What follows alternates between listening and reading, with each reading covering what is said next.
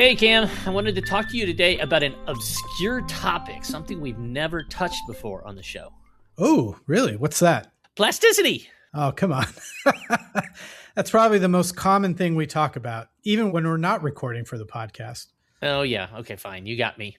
But I do want to approach the idea from a new place. Okay, go. I want to talk about non-adaptive plasticity. All right, now we're talking. It's not a form of plasticity we've discussed much, but it is always worth considering when is plasticity adaptive and when is it not?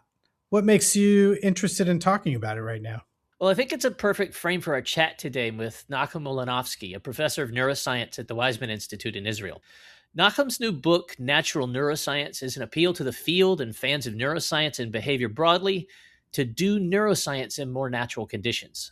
Yeah, so even though I'm not a neuroscientist, I really enjoyed the book and how he contrasted traditional approaches to classical problems like how bats navigate in space or how rodents process and integrate sensory information with modern approaches that involve more ecological realism. Listeners will hear about this more in a minute, but what do all these things have to do with non-adaptive plasticity? Well, although I don't think he mentioned maladaptive or non-adaptive plasticity in the book, I came to feel that what he was saying was that laboratory biologists might largely have been studying, for all these years, non-adaptive plasticity, or what one could call hopeful monsters. Okay, wait a second. Hopeful monsters is a totally unrelated term here. A hopeful monster was actually coined by Richard Goldschmidt to basically look at the effects of rare mutations of large effect, kind of in the context of like an X-Man mutant where a new organismal variant by chance is beneficial. So it's a hopeful monster and it goes on to succeed and thrive. Goldschmidt offered the counter to that as the hopeless monster, which he thought would obviously be more common. Big mutations are always apt to be more problematic and more deleterious than beneficial. So if I'm going to continue with a movie analogy here, think about Jeff Goldblum's character in The Fly. Not exactly a beneficial phenotype in the end. Okay, yeah, and I guess that's not the hopeful monster I mean. In the case of lab neuroscience, immunology, physiology, and maybe medicine generally, I think we might have been too hopeful that the beasts we study in controlled conditions are representative enough of the things we want to understand. For instance, it's always been assumed that controlling the environment or genetic variation in our study organisms is the way to go. Well, yeah, I mean, shouldn't it be? How can you do an experiment if you don't control for some aspects of variation to contrast, say, your treatment group to your control group? If you let everything be sort of variable, you would be really hard to make any inferences. Isn't that the bedrock of the scientific method? Well, yeah, sure. But that assumes that the context in which the experiment is done is itself representative of the conditions that the system would have experienced. Okay, you're losing me here. Give me an example. Okay, sure. Let's do one with your guppies. Let's say you wanted to know what role one brain region played in guppy choice of mates. It'd be very hard to study that in the wild, as you might never catch the individuals twice to which you applied some treatment. Maybe a drug to block a receptor or light up the brain region once it was activated by an interaction with a member of the other sex. Right. So that's why we do these kinds of studies in laboratory aquariums. And that way we can be sure to capture all of the animals while also keeping food, climate, photoperiod, and everything else that might affect the fish constant. Well, what happens to the phenotypes we measure when we don't conduct our studies in the context that resemble where those systems evolved? Maybe control is sometimes the wrong frame. Perhaps we can't just standardize conditions. Perhaps we have to standardize, but also do our comparisons in natural-ish conditions. So take lab mice. We typically feed them all they want to eat of a nutritious, but not necessarily naturally representative diet. And then we house them in social groups more suitable to our working with them than the preferences they'd make in the wild. All the while, we keep them in the temperatures that are comfortable for us, but colder than their preferences. We also never let them be exposed to predators, and we go to great lengths to make sure that they're never infected by anything by keeping their cages way more sterile than their nest will ever be. Right. That's also called good animal husbandry. Well, the point is almost the same as Nachum about neuroscience and nature. If we study or model organisms in conditions that are well controlled and seem humane or convenient for us, we could be studying a different kind of hopeful monster, in the sense that the traits that our lab mice manifest are actually examples of non-adaptive plasticity. Trait forms that are released in environments different from the ones the genotype's involved in. In nature, responses to natural forms of food, light, temperature, social cues, those would all produce very different phenotypes than are released by lab conditions. So, to be blunt and perhaps overstated, we might have spent a lot of money and time studying complex phenotypes that would never exist because they never evolved as such in nature. Yeah, no, I think that's a good point. But it does presume a few things. First, perhaps natural and lab environments aren't really that different. And second, perhaps some traits are not as plastic as you're making them out to be. Or more likely, there's a lot of genotype by environment interactions where lab adapted mouse genotypes will respond to the lab environment in one way, and that might differ from wild type genotypes in their natural environment. And that's fair, but I wonder if it holds for all traits. Wouldn't it be great if we tested it or at least addressed this potential problem? Just a few years back, NIH mandated that we study male and female rodents because sexes differ so much. Wouldn't it also make sense then that we try to study living systems in contexts more similar to the ones in which they evolved? To me, the issue is that most biological processes entail extremely complicated regulation. So, in this light, it probably doesn't take major changes in resources, stress, or the like to change the phenotypic outcomes. My money is on that we're often studying non adaptive plastic responses and not the evolved and healthy variation that we hope. Okay, yeah, I agree with you. And I think what you're saying is very similar to what Nachum is saying in his Natural Neuroscience book that, we have to be more naturalistic in the lab. And I think that's a fair point. Although I am skeptical that this will be embraced by the biological community because these kinds of experiments are really hard to do. Yeah, you're probably right, but I can't hope. And with books like Natural Neuroscience, maybe we'll start to see changes like that in the future. Let's hope so. Before we get started today with Nachum, a few things. First, if you are in Knoxville, Tennessee on April 16th, come and see Cam and me interview Dan Simberloff about his new book on invasive species at the Laurel Theater. Admission is free, and you'll even have a chance to ask Dan questions about his work, which could appear on the podcast in the form of a conversation. Write to us at info@bigbiology.org if you need more info. And finally, don't forget to subscribe to Big Biology at bigbiology.substack.com. Molly, Carolyn, Brianna, Clayton, Steve, and new intern Cass rely on your support to keep the show coming. We offer several subscription tiers from monthly to yearly to group subscriptions. We really hope PIs, department heads, school teachers, and others can purchase these subscriptions and share them with their students and with other up-and-coming biologists. Sign up for a subscription and share access with your trainees, families, and friends. And now, on to the show. I'm Cameron Gallenbohr. I'm Marty Martin. And you're listening to Big Biology.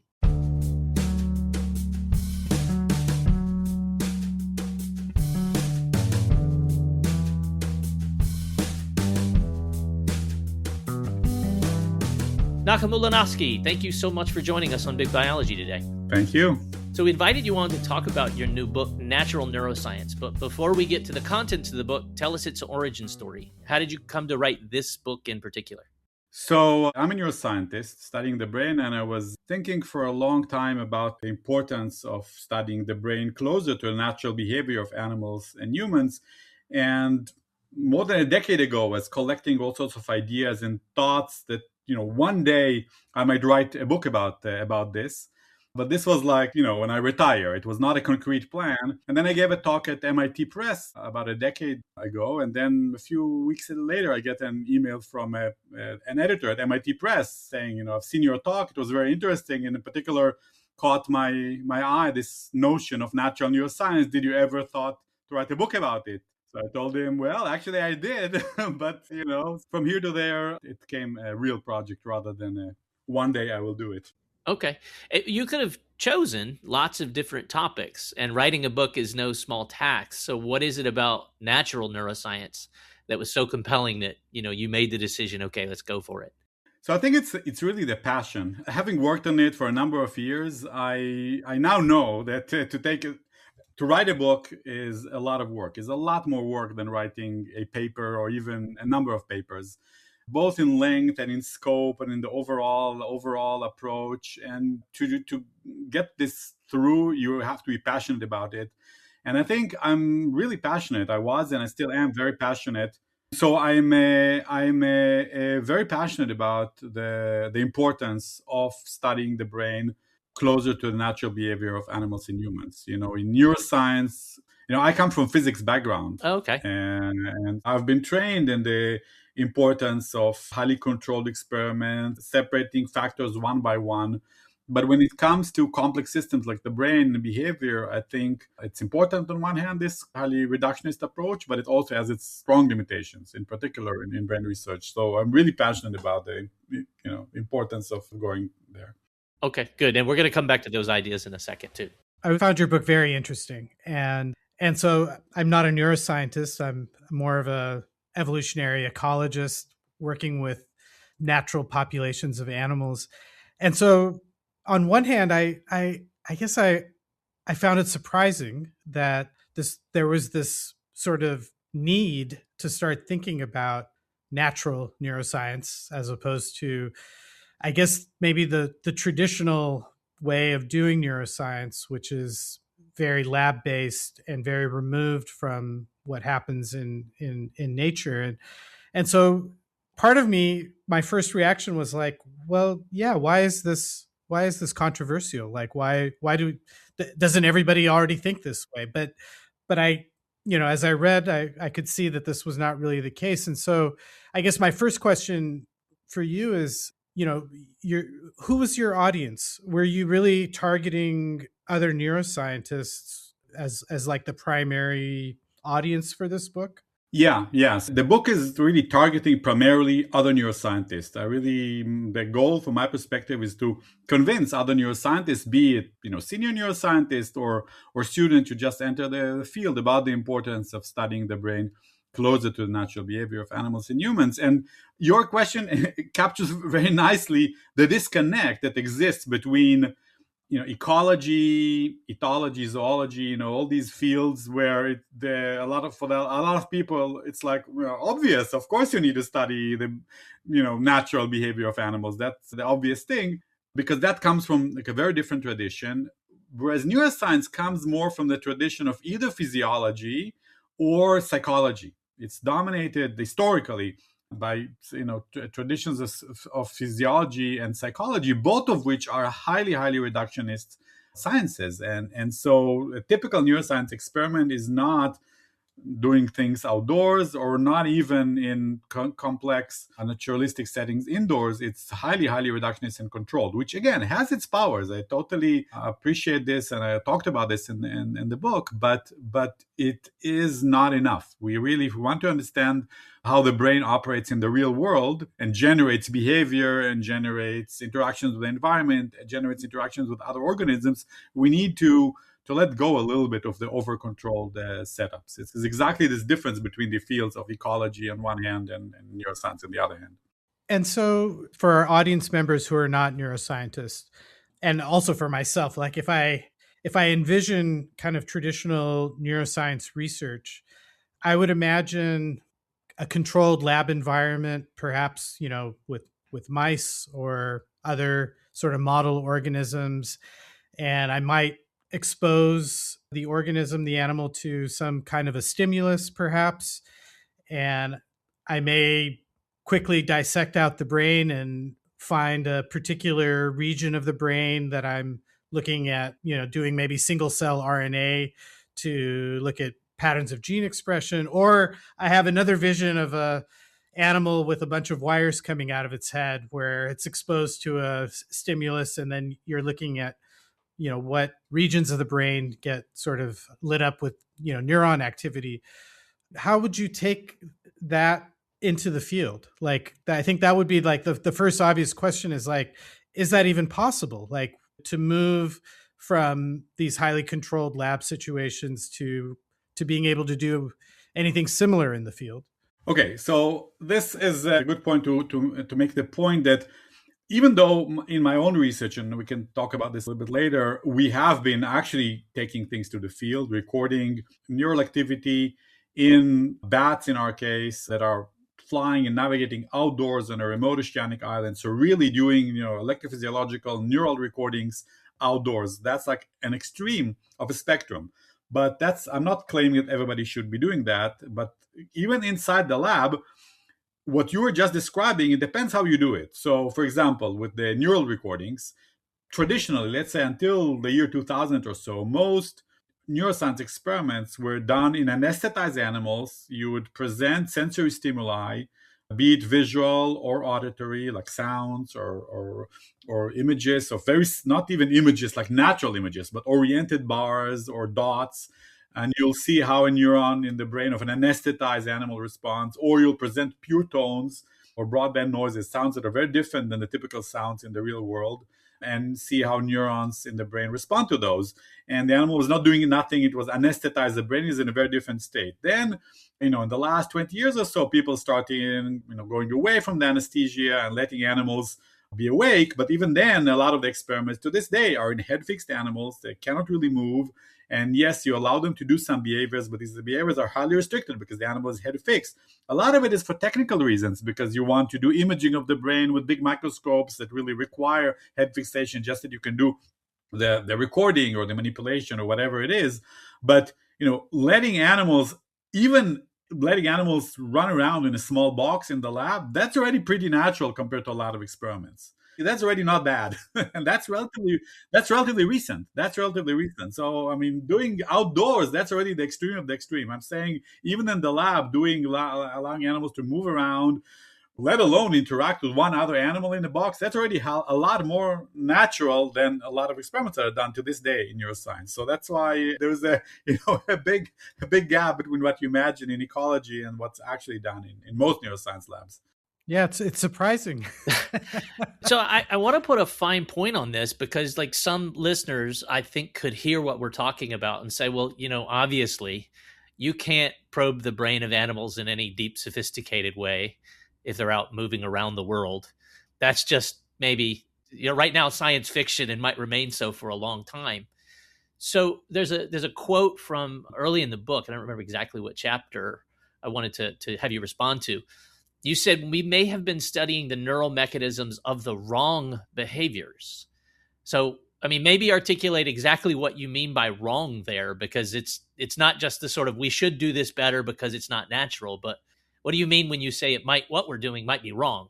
Right. So this tendency comes in the context of when I talk about the heavy emphasis on mechanisms. In biology in general, molecular biology, like modern biology, and neuroscience, there's a strong emphasis on understanding mechanisms. So you want to dig deeper and deeper into the mechanisms. You want to look at the neurons and the synapses and the molecules, and very deeply into the mechanisms that generate, let's say, a behavior. But because doing these mechanistic studies, you often need to have highly simplified behaviors so you can repeat them over and over, or you need to head fixate for certain methods. So this emphasis on mechanistic understanding, I agree with it. At the end, it's a matter of what is it understanding? What does it mean to understand the brain? You want a mechanistic understanding, you want to dig deeper. But on the other hand, there's the question of what is it about the brain that you understand? We, at least from my perspective, I want to understand, and I think many neuroscientists want to understand how the brain generates behavior, like real world behavior in the real world, how the brain generates cognition, perception, understanding, all of these high cognitive functions. This is what drives me and many neuroscientists. Now, of course, you reduce this in the lab to simplified situations. You don't do decision. If you're interested in how do you do decision making, you don't study the brain of humans as they invest in the stock market and make decisions about what to sell and what to buy. Instead, you do some simple two alternative forced choice experiment where they do something a lot simpler, right? So I'm okay with simplifying. That's part of what we do in science. But if we simplify too much, then this might be too far removed from behavior in the real world, which is very context dependent, very rich, very complex. And then we might invest decades, we as a field may invest decades in studying the detailed mechanisms of behavior that at the end of the day bear very little relevance to the actual behavior that interests us, which is the actual motivation of why we came to study the problem in the first place. So this is what I meant here. So can you do you have like a favorite example of, a case where we might be studying the neural mechanisms of the wrong behavior? Yeah. So I can give, there are hundreds of examples in the book, but I can start with the first 300. No, I'm just kidding. Go. So let me start with perception, the simple thing, which is how the brain responds, not even behavior, but how the brain responds to stimuli in the real world. So it turns out that The original, there were scientists called Hubel and Wiesel that studied how the, visual response to visual stimuli. They got the Nobel Prize for it. And these were, very classical studies that essentially showed that the early stages in the visual system respond to simple things like oriented bars and dots, and then later you respond to some, corners, and then even later there are neurons in the brain that respond to complex things like faces or visual sceneries. Now it turns out that that the whole idea was the idea of using these simplified stimuli was that if you see how the brain responds to, let's say, the primary visual cortex responds to simple oriented bars or to simple stimuli like that, this will help us explain how the same neuron responds to complex scenery, to like a real visual scenery, a real image of the world. People have done that, compared how the same neuron responds to these simple visual features versus complex image, and the predictive power is often less than 10%, meaning the notion just doesn't work. You cannot predict very well how a neuron will respond to a complex image from the response of the same neuron to the simple stimuli. And likewise in the auditory domain, the responses of a neuron to simple sounds often very poorly predict how the same neuron responds to a complex stimulus like a song of a bird, Jimi Hendrix playing the guitar, or anything like that. So that is, you can be sort of positive about it and say, well, we know that the brain is nonlinear and things are complicated, so of course things will not work so well. And you could be a bit more negative and say this whole program failed because it really does not explain well what the neurons are doing. So this is an example from just sensory side. Now add to this that also on the sensory side, but now we add a little bit of behavioral aspect, what's called active sensing. So most of the sensory systems in humans and animals are active in the sense that we do not perceive the world visually like a camera. We move our eyes around, and it turns out that we essentially see with our fovea, with the high resolution part of our eye, we see small pieces of the world sequentially, and then we piece this together to get an image of the world. Likewise, mice or rats move their whiskers around to touch the world. We sniff the world, so we essentially get the world in a pulses of odor, not in a continuous manner. And so do rodents or dogs. Bats emit echolocation calls that are pulsatile and get echoes in pulses. And it turned out that if you compare now typically neuroscience experiment of let's say this whisking system in the rats or the mice is done by passively, in a head fixed or even anesthetized animal, passively moving these whiskers. Turns out that the response of the same neuron, if you passively move the whisker or you allow the animal to move the whisker and touch things, the response of the neurons is completely different. So now you added a very simple behavior like letting the animal do its normal active sensing of the world. This is before complex cognition or moving around or anything like that. The brain looks completely different. The responses of the neurons are completely different. Huh. So these are examples. Now you can think of decision making. Decision making in the real world is often continuous. Let's say when I navigate through the world, you can think of it as sequential decision making. Or forage for food as an animal. I all the time need to decide, do I veer left or do I veer right? Do I stop to eat or continue to search? This is continuous in time and continuous in the space of possible choices. But typically, neuroscience studies of decision making are done in a two alternative force choice way, where an animal or a human has two choices. I can choose either the right card or the green card or the red card, go right or go left. I have two choices. I have to make them. This is discrete in time, discrete and binary in the space of possibilities. I have just two options. That's again very far removed from real world decision making or foraging. And turns out that people have shown that this makes it, at least behaviorally, it makes a big difference of how animals and humans behave. These are two examples, and I can give many, many more of how real world behavior differs from these highly simplified behaviors in the lab.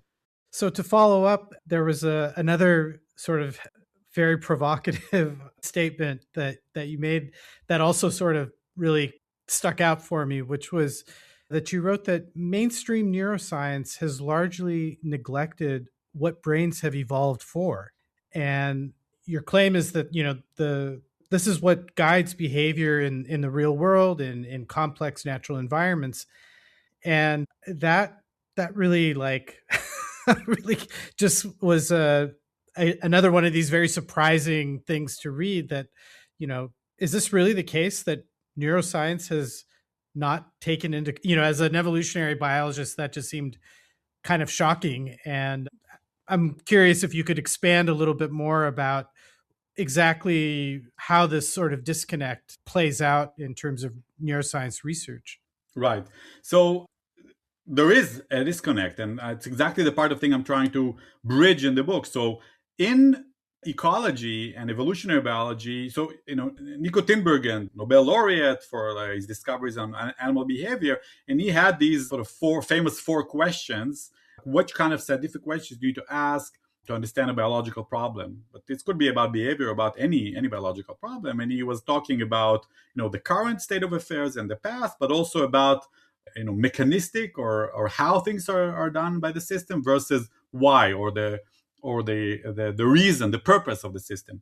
Neuroscience is very mechanistic. It tries to explain how things are done, but not what for, what's the evolutionary consequence, etc. Whereas evolutionary biology or behavioral ecology is totally focused on the other end, on the why, the purpose of things. And in the book, exactly, I try to bridge these ways of thinking and show specific examples of how you might try to connect this. But these are really very two different disciplines, not just in the topics, but really in the way of thinking. So yes, whereas an evolutionary biologist or an ecologist often thinks about evolution, what a certain behavior or certain trait of an animal, what advantages it gives it evolutionarily, neuroscientists very rarely think about it. And I know when I talk to students, I often go to a poster at the Society for Neuroscience conference, and I see that they found some neurons that respond to to a transition from some fast moving responses of the whiskers to no response.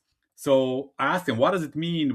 Could it be, for example, be used for a neuron that signals, getting out of a tunnel of a rodent? Because when you get out of a tunnel, inside the tunnel, you have a high speed touch by the whiskers of the tunnel edges. And as you go out of the tunnel into the open space, suddenly you don't get this touch anymore. So the neuron that's sensitive to such a transition, I'm just making up one example. This example is actually a specific case that I had, but there are many such cases where I asked him, can this be a neuron that signals that sort of a behavior? And they're like, the students are surprised and say, oh, this is interesting. They just don't think about it this way. What's the function of this neuron? How does this relate to the natural behavior of animals? Because the animals in their experiments don't normally go in tunnels in the lab and go out of tunnels. They don't think about it this way. They have a head-fixed animal. They stimulate the whiskers in a passive manner and see some responses, but connect it to the natural behavior is not something that students are trained for or typically think about. And I think that's a shame. We should be thinking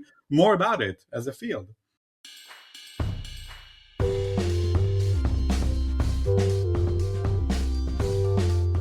Well, you definitely have Cam and I in agreement that lots more evolutionary biology and ecology should be offered to any biology student. So let's go back to the scope of the book, and I really love the structure of your chapter 1, where you listed these sort of 12 different reasons that we need a natural neuroscience. I don't think we're going to get to all 12 of those, but maybe that encourages people to buy the book. I want to start with the first one because I bet that's one of the more important ones. And to paraphrase, you said that the brain cares about natural behaviors. We've been talking about that a little bit, but can you sort of say a little bit more about why you chose that to be your first major reason for doing natural neuroscience? Yeah, so that's the first is really the empirical evidence, right? Because many of the other reasons are in principle we should care about this, but like evolution, etc. But this reason is the key because, and most of the book focuses on surveying hundreds of examples of specific studies that were already published and that show that neurons and the brain in general cares or acts very differently for natural versus unnatural stimuli. So I gave a couple of examples on the sensory side or on active sensing or on decision making. On the social side, for example, we have shown ourselves in bats, but there are some related studies also in rodents, that if you put bats in a group and let them interact, then in brain areas that normally are not thought of being social, suddenly you find neurons that are responsive to not just the presence versus absence of other animals, but to the positions of other animals, their identity. So who is it?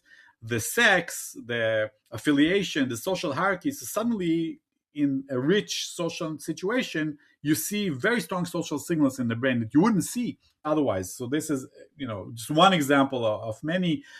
You see in the olfactory system, for example, that neurons are very strongly responsive to this. I mentioned this already in the active sensing examples, but neurons are strongly tuned to this inhalation, to this act of bringing the odor inside the nose. Again, a very simple behavior, but the fact that neurons are really tuned to this act of inhalation show that the actual behavior matters, whether you have this sniffing process or not. There are many examples of, let's say, for example, of auditory neurons or visual neurons that show that they're on the converse side, that, as I said, they don't predict very well.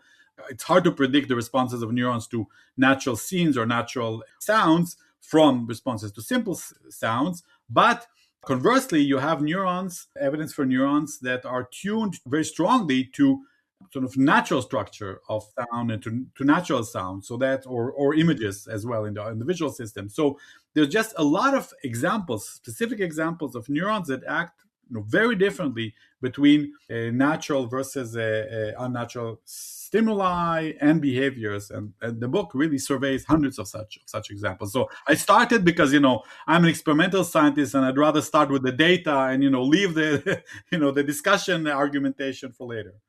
Yeah, that makes sense. I guess, it's the evolutionary ecologist in me. Although I should say I spent 3 years in a neuroscience lab as a postdoc. So I have had some time in that area. I used to go to the Society for Neuroscience meetings, and I've seen a lot of material that way. I wonder how far you're advocating to push this natural idea, right? Because we've been talking about natural as there's the lab, and then there's natural, right? But an evolutionary ecologist, we really focus on the diversity of what natural means. And so the time of the year and the place in the world and the sort of priorities in the context of reproductive fitness, I mean, there's a lot. I think there's a hierarchy of natural that might even inform more how to do natural neuroscience. Do you think that that's just too far to ever really happen? Are you aspiring towards, I think, what Cam and I would call like an integrative neuroscience, where there's sort of a thread that runs from the evolutionary ecology way of thinking about brains all the way down to the molecular details? So first of all, yes, I think that'll be wonderful if we can bridge all these levels of description. And I think in some particular systems and some behaviors, it can be possible. But I agree with you that defining natural is not easy, because you can think of at least 3 different ways of defining it. One, natural means something that is important for the survival of the animal. Another, natural could be something that's important specifically for that animal subjectively, which does not necessarily correlate with the first one. And third, natural are just things that are commonly encountered in the environment of the animal. Now, the thing is, for a city rat, the sounds of car honks and cell phone ringtones maybe are quite natural, because in the last 20 years, that's what rats have been hearing in New York City. Or in a lab, a laboratory rat or mouse, the sound of the air conditioning and of the animal care technicians coming to bring them food, that's what they've been encountering a lot. So from the statistical perspective, that's natural for them. Does it have any evolutionary consequences? None whatsoever, because whether they hear or don't hear the animal technician approaching, they will get the food, they will reproduce, they will survive. There's zero evolutionary consequence or survival consequence. But it's common. That's what they hear. They don't hear the forest sound. So it's a hard question. What is exactly natural? I try to discuss that to some degree, but I don't think there's a good answer there.